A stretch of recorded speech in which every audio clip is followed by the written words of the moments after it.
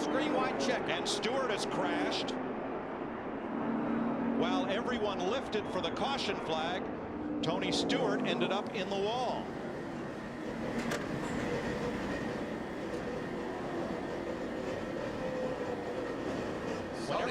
Right here, you see the 38 and Tony. Who tipped David Gilliland around? Somebody must have, was it 26? Ouch. Man, that's a hard hit, and there's no safer barrier there. To freeze the field and end the race. Stewart very unhappy. Not sure what that's about. We'll figure it out, though. Because somebody sure turned him. We've caught up with Tony Stewart, and Tony, I know you want to take a look at the replay on our monitor. What was your perspective having not seen it yet? We just got crashed. We had the 26 just inside of us, and the I think the 38 inside of him. So I really want to see the replay before I really say anything, though. All right. I don't know if we. Here we go. Here's a replay, Tony. Take a look. Well, we get wrecks behind us too, but that's part of it that gets us in the wall, and then we get hit a second time, and we'll see who. We've already crashed here,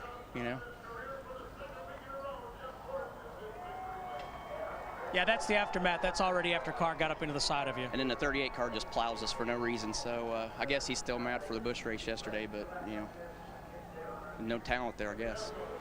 Following the completion of the 2007 Aaron's 499 at Talladega, on the final restart and the crash that ended up ending the race, Tony Stewart would actually get wrecked in front of the crash, and this would send him over the edge. He would get wrecked by Jamie McMurray and David Gilliland, and he was furious. In his post-race interview, he said both of them lacked talent and they had none of it. And honestly, I would feel right for Tony Stewart in this position. He was blatantly taken out in the stupidest way possible by two drivers who didn't know where they were on the racetrack.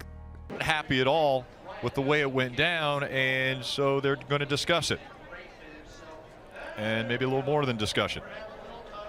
You see, this sport's full of emotions. Kevin Harvick feels like he was done wrong, and he wants to express his displeasure with Jimmy. These two have worked really closely together, making their cars faster, but you can see Kevin's not happy with Jimmy. Now as the cars stack up at the entrance to the pit road, that's the hit Matt Kenseth was talking about. And while doing that, Keselowski runs into the back of Tony Stewart, so then this.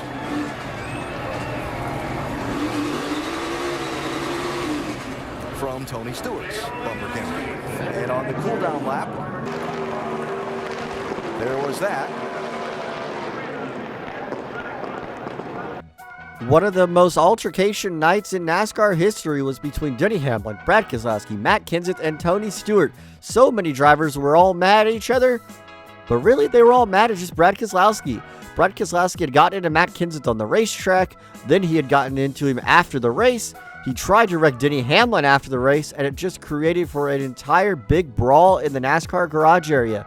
Kenseth would go over there and try to fight Brad Keselowski after the race, and when they were pulling into pit road, Tony Stewart would back into Brad Keselowski. It was just a chaotic night.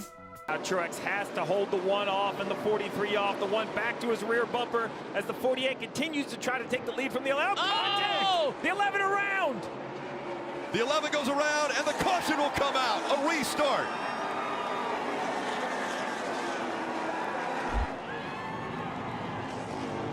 How about that? And this is going to get interesting. Oh, boy. Denny Hamlin not happy with the way Bowman raced him.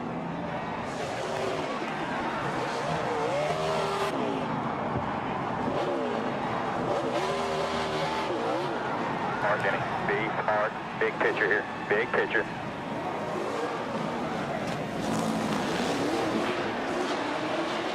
He's just a hack. He's just an absolute hack. He gets his ass kicked by his teammates every week. And terrible. He's just terrible, and he sees one opportunity and he takes it. But obviously, he's got the fastest car every week, and he runs 10th. So he didn't want to race us there. We had a good, clean race. I moved up as high as I could on the racetrack to give him all the room I could, and he still can't drive. In 2021, in the final race to make the Final Four, Denny Hamlin, who was competing to make that championship four, was wrecked by Alex Bowman entering turn number 3. Hamlin would slide up the racetrack and lose a ton of positions. He barely made it to the next round, only 8 points to the good. Hamlin was extremely disappointed in Bowman with his actions on the racetrack, and when Alex Bowman went to celebrate on the racetrack for his victory burnouts, Denny Hamlin would go up to him and go nose to nose and flip him off. Even Denny Hamlin's post-race interview explained how upset he was at Alex Bowman. Last night, in case you haven't seen this incident, let's take another look from the Texas Motor Speedway. That is Ron Hornaday in the white number 33 truck, Kyle Busch in the black number 18. They get into each other, but Jeff, after that racing incident, here's what happened that has NASCAR angry, because this happened under caution. Yeah, under caution. You see the 18 come up and start running in the back of Ron Hornaday, and we're talking about Kyle Busch, and he's trying to spin him out. He can't get it worked out, and all of a sudden he hooks him in the right rear and turns the 33 into the outside safer barrier. When racing for the lead in the Truck Series, Kyle Busch would intentionally crash Ron Hornaday under caution of all things. He was furious with Ron Hornaday and he wanted to take him out. The thing was, Hornaday was competing for a championship, and with only 3 races left in the season, this was a detriment that would end up costing Hornaday another championship.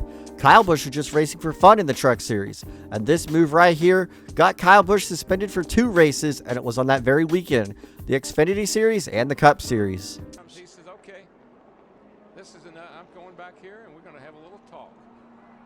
And there goes his car. That car just took off.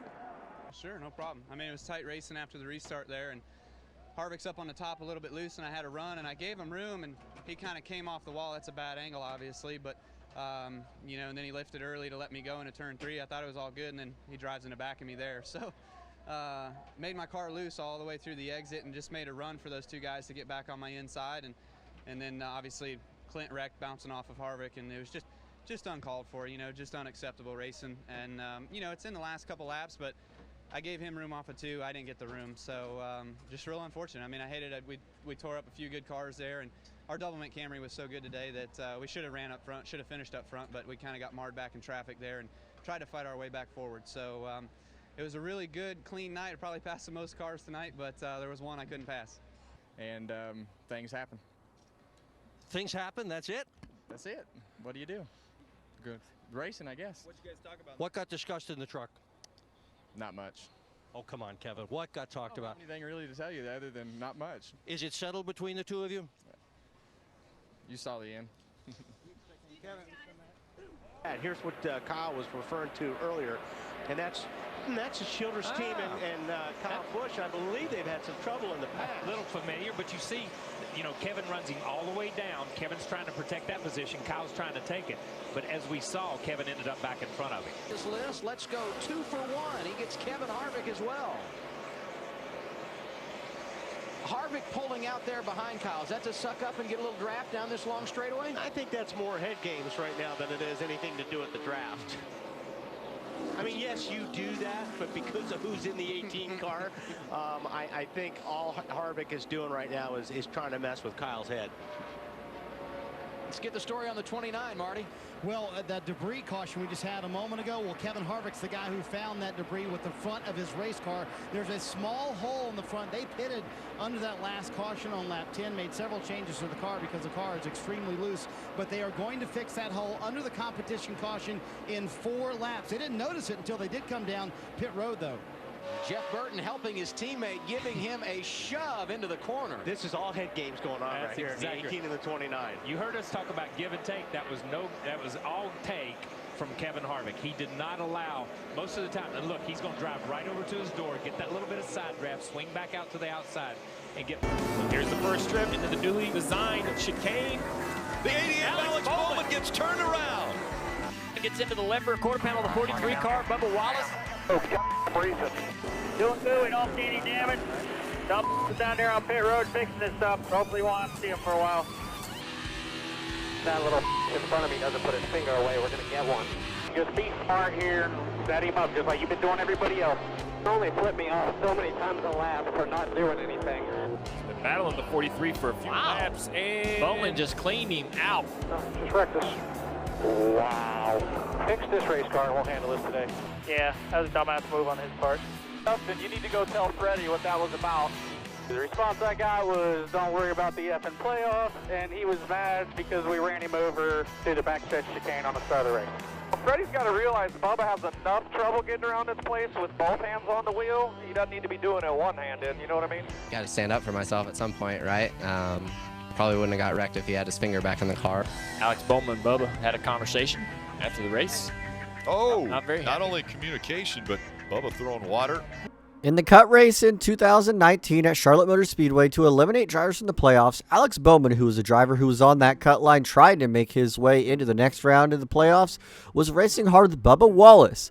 They got together early on in the race, and it boiled over throughout the race, up until Alex Bowman would intentionally spin out Wallace on the backstretch. After the race, Bubba Wallace walked over to Alex Bowman to yell at him. As Alex Bowman was suffering from heat exhaustion, Bubba Wallace threw water on him, said some words to him, and then walked off. This was extremely disrespectful by both parts, what Bubba Wallace did off the track and what Alex Bowman did on the track. This was by far one of the most disrespectful moments in NASCAR. Fourth corner now. Wallace comes down low again. He flips the tire. Waltrip loses it as they touch. Waltrip spins it backwards across the grass as they come to the white and black. I think they started punching each other. Nobody knew who was punching who, and so they just all started punching everybody. And the next thing you know, they're all rolling on the ground, beating the crap out of each other. They're attacking. Regan grabs him by the nap of the shirt. Now they're pushing. Now they're struggling. Get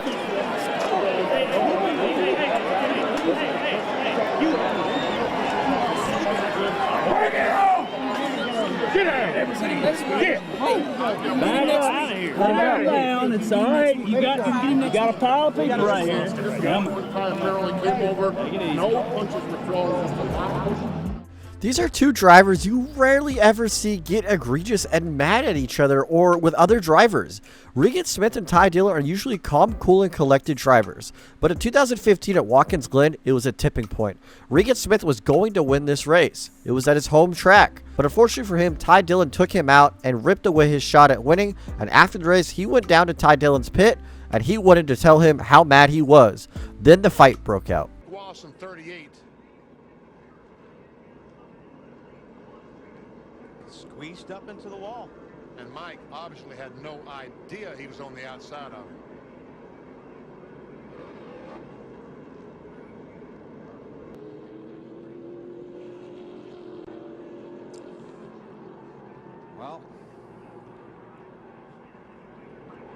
Well, he didn't throw the helmet, but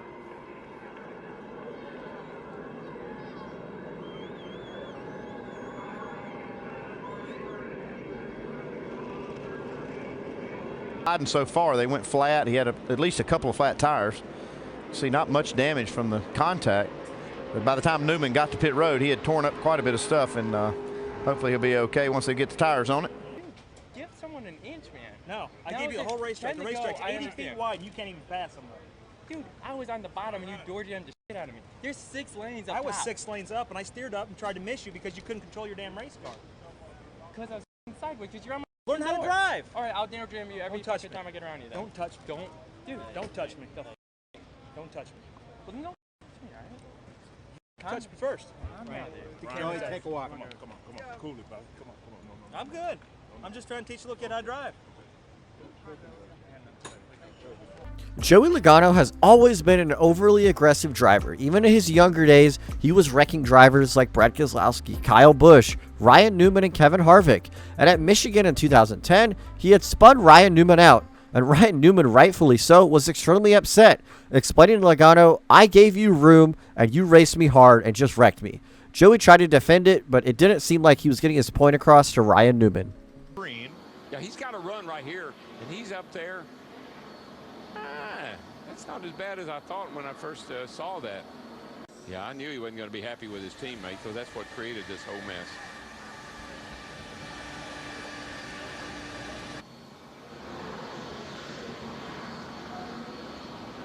There's Kyle Busch climbing out.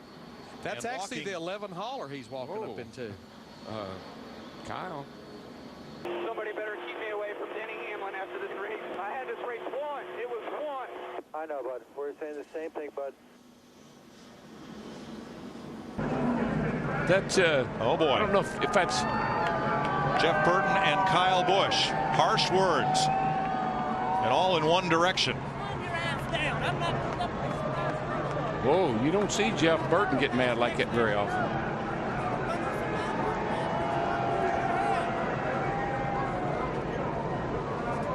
You recall that Jeff, here's a look at it. There's Kyle in the middle.